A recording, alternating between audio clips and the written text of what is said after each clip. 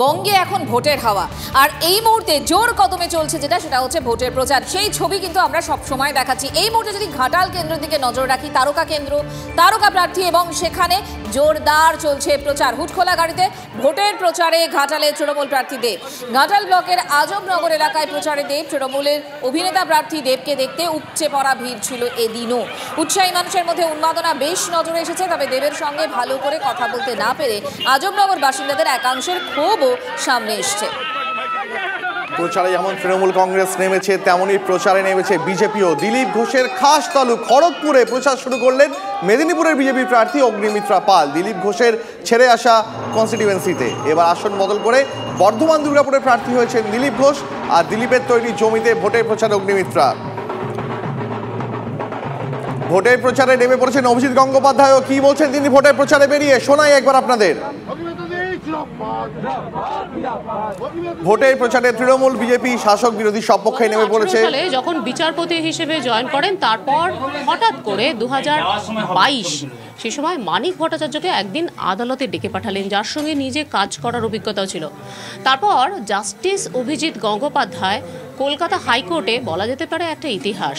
তারপর মানিক ভট্টাচার্যের পরে পার্থ চট্টোপাধ্যায়, একে একে কত তাবড়ো নাম উঠে এলো এসএসসি স্ক্যাম। হঠাৎ করে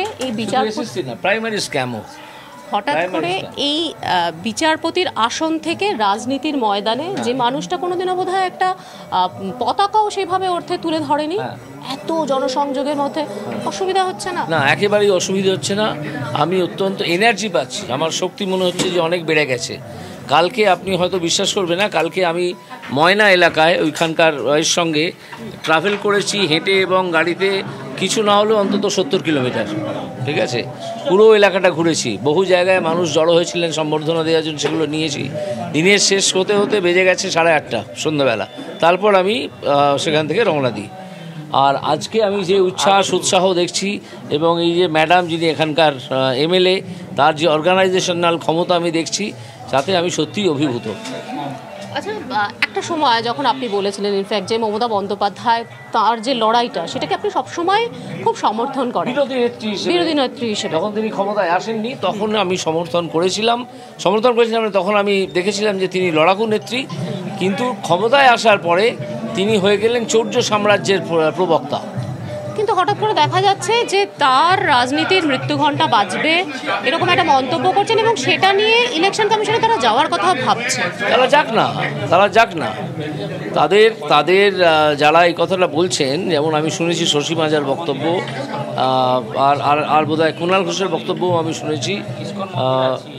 তো সেখান থেকে মনে হয়েছে যে তারা এই যে অ্যালিগোরিক্যাল স্টেটমেন্ট, সেটা ওরা বুঝতে পারেনি। এটা একটা আলংকারিক ব্যাপার। ঠিক আছে, ওরা তো লেখক, অন্তত শশী মাজা অত্যন্ত শিক্ষিত, কুণাল ঘোষ একজন লেখক এবং সাংবাদিক, তারা এটা জানেন, তারা এটা বোঝেন, কিন্তু তাতে ওই রাজনীতিটা করতে হবে বলে ওই কথাটা রাখাচ্ছেন। আমি কখনোই মমতা ব্যানার্জির বিরুদ্ধে ব্যক্তিগত আক্রমণ কখনো করিনি। দেবাংশুকে কি বলবেন? দেবাংশু একটু বড় হোক না, একটু ম্যাচিওর হোক, তখন যদি কিছু বলার প্রয়োজন হয় তখন বলবো। প্রধানমন্ত্রীর আর্থিক উপদেষ্টার মধ্যে একজন মেম্বার, অর্থনীতিবিদ সঞ্জীব সান্যাল, তিনি বলছেন যে বাঙালি এখন মদ এবং সিগারেটের মধ্যে রয়েছে। মৃণাল সেন পর্যন্ত তার দৌড়, এবং এই যে অবক্ষয়, সেটা আসলে বাঙালি চায় না উন্নতি করতে, তার জন্যই এই এতদিন ধরে যে একটা সরকার চলছে সেটা চলছে। এটা তার বক্তব্য। কোথাও কি আপনি বাঙালির অবক্ষয় আপনি বাঙালি হিসেবে আমি বলছি কালকে আমি তার বক্তব্যটা শুনেছি। আমাদের কেন্দ্রীয় মুখপাত্র শ্রমিক ভট্টাচার্যের বক্তব্যও শুনেছি। সেখানে শ্রমিক ভট্টাচার্য সম্পূর্ণ ডিসোন করেছেন এই সঞ্জীব সান্যাল নাকি একটা নাম, তাকে, যে এটা বিজেপির বক্তব্য নয়, সুতরাং বিজেপি এর সঙ্গে জড়িত নয়। আর যদি ব্যক্তিগতভাবে সঞ্জীব সান্যালের কথা, আত্মবিশ্বাসী অভিজিৎ গঙ্গোপাধ্যায় তমলুকের বিজেপি প্রার্থী, এবং তার ভোট প্রচারের দিকে যেরকম আমাদের নজর থাকবে, একই সঙ্গে ভোট সংক্রান্ত যাবতীয় খবরের আপডেট সবার আগে আমরাই আপনাদের দেব।